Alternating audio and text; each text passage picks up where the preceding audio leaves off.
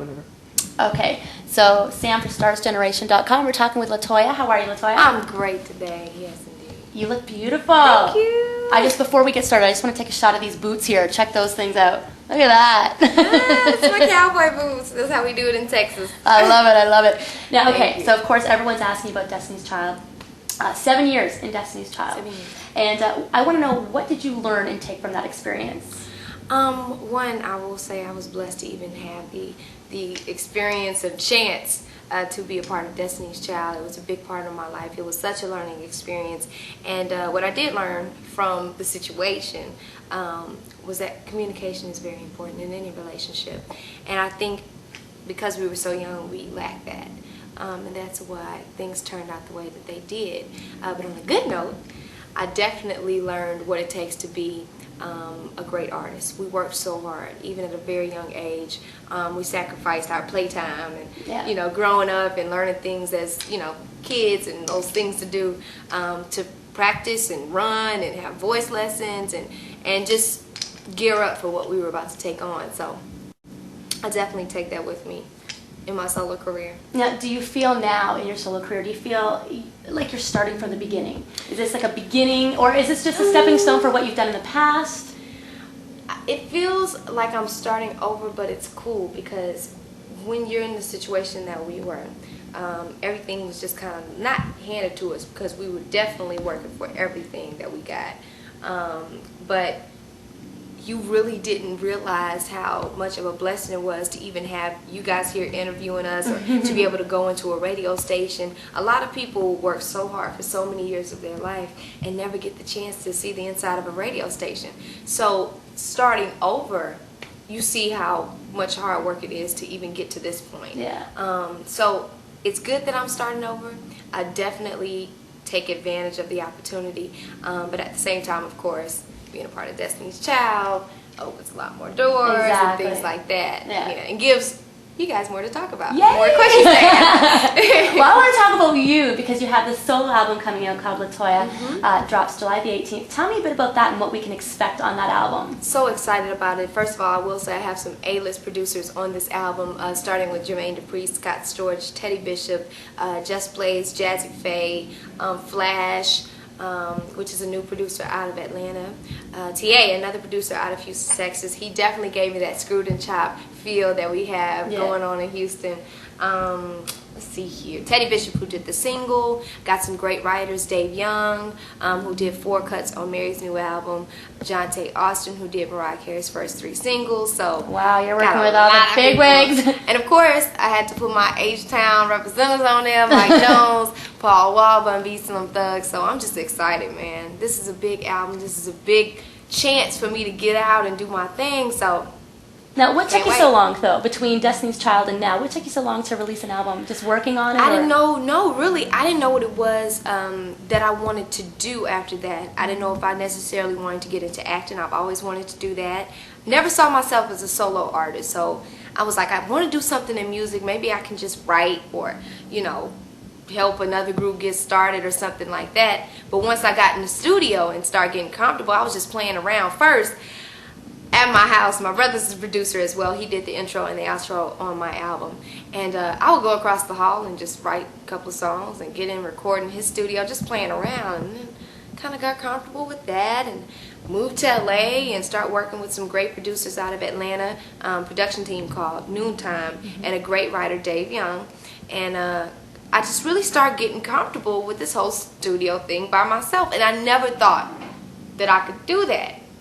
But once we did like 5 records, I was like, well, let's shop around. Let's see what we can do. And we landed at Capitol Records. So I had that, plus my store opened up, my ladies boutique in Houston, going into our 3rd year. So I've been working. Everybody thinks I've been hiding under a rock, but I've been around here grinding, trying to put it together. So good for you. Good for you. Now, Torn. Yeah. Great single about a strained relationship. Is that how you would describe it? Yes. That's a perfect way to say it. And I know a lot of people, the reason I wanted to pick it as a first single is because I know a lot of people are able to relate to that situation, guys and girls.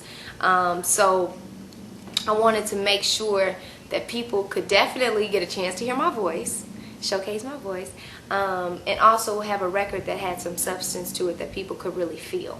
And I think Torn is the perfect single for that. And you have some great songs in there, Obvious. Yeah. Oh, I'm forgetting the one that, this song. You like that one? Tell everybody who's watching about this song. This song is it's a, how can we say this in a very nice way? This song, shall I say, is about Relations. getting in the mood.